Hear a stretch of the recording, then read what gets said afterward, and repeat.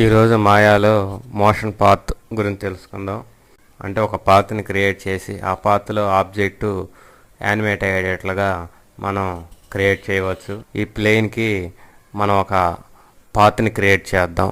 ఆ పాత్లో ఆ plane object animate అయ్యేటట్లుగా ఒక ఆప్షను ఉంది. అది ఎలా పనిచేస్తుందో ఈరోజు తెలుసుకుందాం. ముందుగా పాత్ క్రియేట్ చేయడానికి ఇక్కడ క్రియేట్ మెనూలోకి వెళ్ళి CV కర్వ్ టూల్ సెలెక్ట్ చేయండి. ఇప్పుడు టాప్ వ్యూలో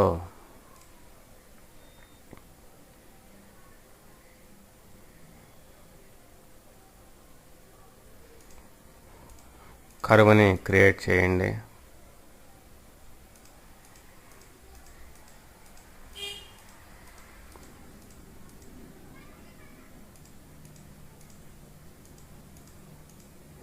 లాస్ట్లో కీబోర్డ్లో ఎంటర్ ప్రెస్ చేయండి. ఇప్పుడు ఒక కర్వ్ని క్రియేట్ చేసాం. ఈ కర్వ్ని పాత్గా తీసుకొని ఆబ్జెక్ట్ని యానిమేట్ చేద్దాం.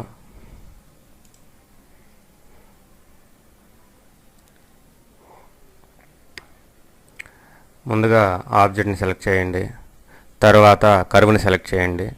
అంటే ముందు ఆబ్జెక్ట్ని సెలెక్ట్ చేసి కీబోర్డ్లో షిఫ్ట్ ప్రెస్ చేసి కర్వ్ని సెలెక్ట్ చేయండి. ఇప్పుడు మెయిన్ మెనూలో యానిమేషన్ సెట్ చేసి ఉంచి యానిమేట్లో మోషన్ పాత్కి సైడ్ ఉన్నటువంటి ఆప్షన్లో అటాచ్ టు మోషన్ పాత్ మీద క్లిక్ చేయండి. బాక్స్ మీద క్లిక్ చేయండి. ఇక్కడ మనకు ఒక విండో రావడం గమనించవచ్చు.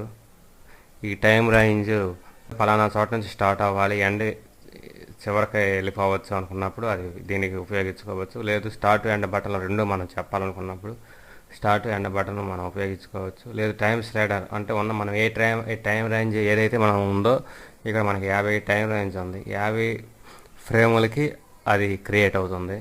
అదేవిధంగా ఇక్కడ ఫాలో మీద టిక్ అలాగే ఉంచండి. ఫ్రంట్ యాక్సిస్ అనేది మనం తర్వాత అయినా సెట్ చేసుకోవచ్చు.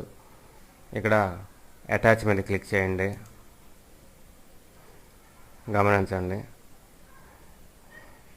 ఇక్కడ ఆబ్జెక్టు కర్వ్ దగ్గరికి వచ్చింది. ప్లే చూసినట్లయితే ఇది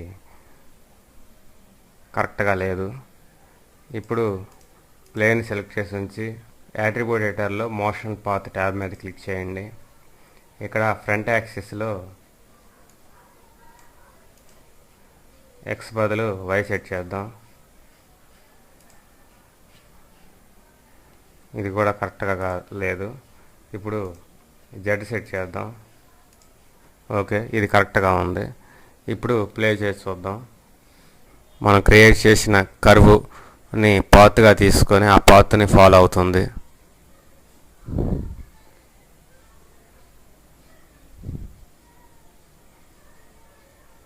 ఇప్పుడు ఆబ్జెక్టు మనం క్రియేట్ చేసిన పాత్ని ఫాలో అవుతుంది. ఈ విధంగా మనం పాత్ యానిమేషన్ని క్రియేట్ చేయవచ్చు.